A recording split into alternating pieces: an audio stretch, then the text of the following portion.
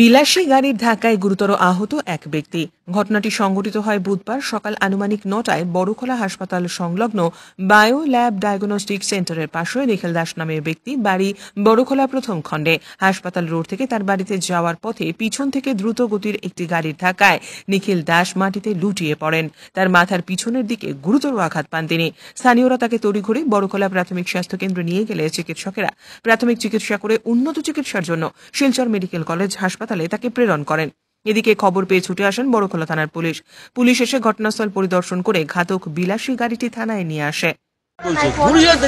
একটা গাড়ি ওই দিকে লিয়ে যার গিয়া তখন তারা যখন গল্প করছে কোনো গাড়ি টাড়ি আসিল ট্রাক্টর তো আর যার এরকম মাটির মধ্যে পড়িয়াই ওখান যে নিখিল দাদা ফাটার যে তাইও হবাই যাইত আমিও আমার লেবত গিয়া তখন আমার ধাক্কা মারে বেচারিরও ধাক্কা মারি দিছে ও তো টেস্ট গিয়ে অবাইতে গিয়েছে তাই না অবাইতে গিয়ার বাড়ি যাইতে আমিও আমার লেবর ঢুকিটা এইখানো ঘটনা এইখানে ওই যে একটু রক্ত তো ভরা সবিতা দেবী সবিতা দেবী আমার তো কোনো জখম নাই একটু একটু বেদনা হয়েছে মাথা উঠা বেদনা হয়েছে ও মানুষটা একদম সিরিয়াস ও তো ব্লাড পড়া আছে।